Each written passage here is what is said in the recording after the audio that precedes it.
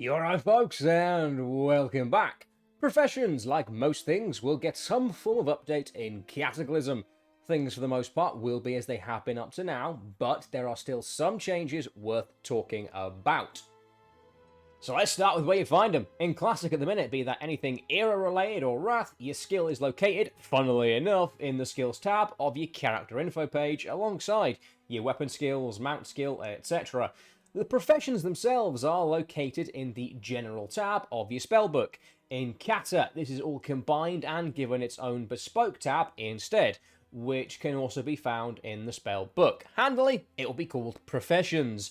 In this tab, you'll find all your professions from primary to secondary, your skill in them, any associated perks or bonuses, toughness for example if you're a miner, and any related actions such as survey for archaeology or your campfire for cooking.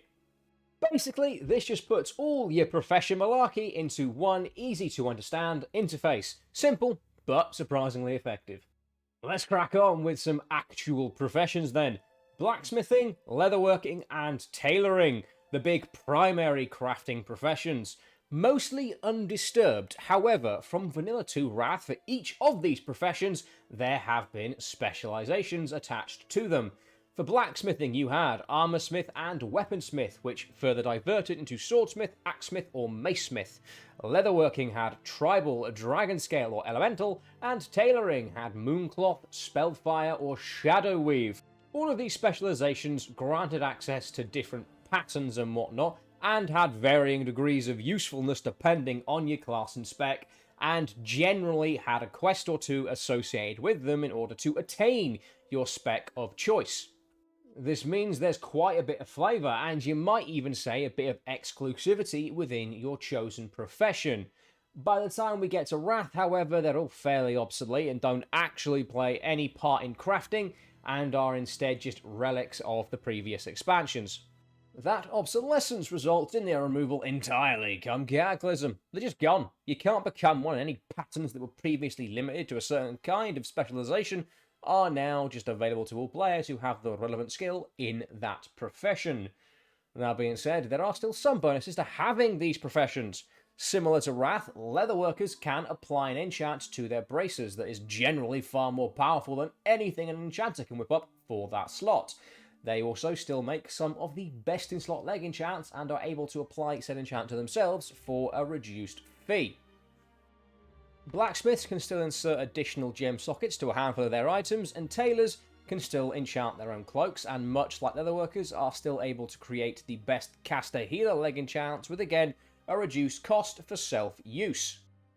Now, this does not mean all specializations within professions are exterminated. Engineers will still be able to make the choice of either goblin or gnomish engineering, and you'll be able to learn a handful of different schematics based on that distinction. Engineering enchants also remain, which honestly makes engineering probably the most fun profession around, because you can just glue rockets to your boots and take off like the Roadrunner on crack. Engineers will also get access to cogwheels this expansion. What are cogwheels, you ask? Well, that's a good question. They're an engineering-specific gem that can be purchased from a handful of engineering suppliers throughout the world, though the easiest ones to find will be the ones located in your faction capitals.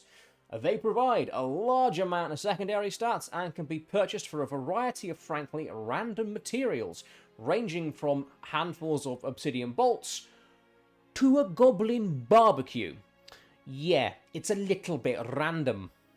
These cogwheel gems can only be inserted into cogwheel sockets, which in Cata are only found on the crafted goggles that engineers make. This is because in Cata, these items don't actually come with any secondary stats, just primary stats, a meta socket and a couple of cogwheel sockets, so you the engineer get to decide what stats go on the item. Alchemists will also retain their specific masteries, potion, elixir, and transmutation, and they work as they do in Wrath, with there being a chance to receive an increased number of goods in your chosen field for the same base materials. The increased duration to flasks also remains, so you'll just get more mileage out of the stuff you're making. Inscription next, possibly the profession that sees the most changes, as glyphs do rather get fiddled with. In Wrath at the moment, you've got major and minor glyphs, 3 apiece, that unlock as you level. Major glyphs are generally things that affect your offensive or defensive abilities, ranging from flat damage or healing increases to entirely changing how some spells actually work when used.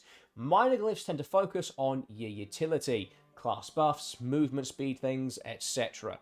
In Cataclysm, they are separated a bit further, with what we basically understand as major glyphs in Wrath becoming what we will know as prime glyphs in Cataclysm. These are the ones that will impact your rotational abilities, your obliterate, starfires, etc., and their output. Major glyphs can affect anything in your class's toolkit really, but for the most part, they seem to affect an ability's cooldowns more than anything else. But they could quite easily alter or add a secondary effect to an ability. The Glyph of Hurricane, for example, now gives that spell the ability to apply a 50% movement speed reduction to anyone or anything caught in its radius. And minor glyphs, much like they do in Wrath, primarily focus on personal utility like movement speeds and group-wide buffs and so on and so forth. Now, if you've played Wrath, you will know that the way glyphs work is that you buy them, either from the auction house or your friendly local inscriber, put them in the corresponding glyph slot, and away you go.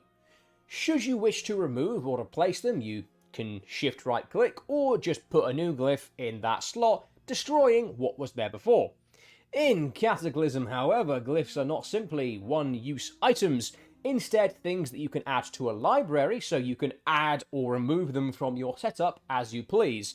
But in order to do so, you will need a reagent, Dust of Disappearance.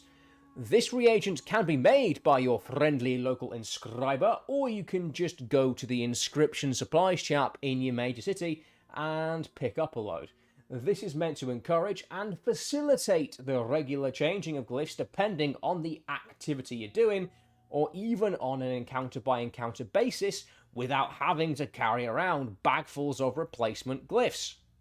An inscriber's ability to enchant their shoulders with a better version of what you can get from a rep vendor remains, as does them being able to whip up the Darkmoon card sets used for those oh-so-pricey trinkets.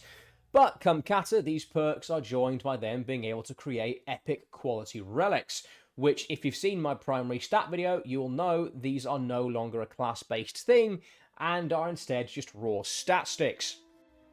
So I just want to mention Jewelcrafting quickly. Not really any change. The profession will work as it has up to now, and like in Wrath, there will be associated dailies that reward jewelers tokens that are then used to purchase patterns for gems and a couple of epics. This will be a new currency, so you can't just stockpile the Dalaran jewelers tokens available in game right now. Onto gathering professions then. Well, herbing and mining at any rate. You might be wondering, what exactly can they do to these professions? You click thing, get thing, move on to the next thing. That is true, and is much the same in Cataclysm. However, this expansion is when they introduced the idea that you would receive experience for picking up a herb or mining a vein. Now, the experience you'll receive for doing so is entirely dependent on the type of node you're gathering. So, Copper or Peace Bloom will reward the same experience in, say, Azure Mist Isle, for example, as they would in a higher level zone. What this means is, even if you are a higher level, you should still get something for gathering a low level node, but it will be pennies compared to a more level appropriate herb or vein. So you can, in theory, just level via gathering professions now, and if you move with your profession through higher level zones and whatnot, you could technically get your character to 85 with a minimal amount of blood on your hands, but you'd need the patience of a saint. Let's finish with the secondary professions then, and out of the 4 available, there are only really 2 worth mentioning. Firstly, you got Archaeology, which has introduced this expansion. So yes, it's a secondary profession, you've not got to go and drop your blacksmithing or anything. You just fly around the world digging up old bits of pottery associated with different races and factions until one of them either gives you a cool collectible, like the Bone Raptor or Karaji tank mounts, or a smattering of epic bind-on-account items like Zin Rock, a sword that was actually pretty sought after for strength classes in the early days. Whether or not it is this time round, time will tell.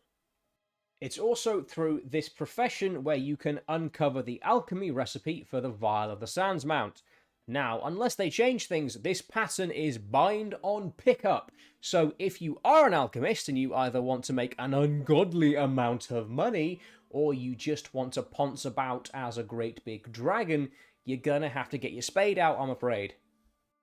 And finally, you got cooking. There's no overhaul or great change as such, but there is still something noteworthy. In Wrath, same as Jewelcrafting, there are dailies associated with the profession, and those dailies reward a currency. Epicurean's Award.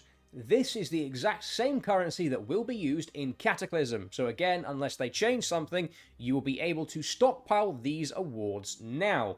I believe the grand total of required awards you'll need if you want to buy every single recipe on launch is 91.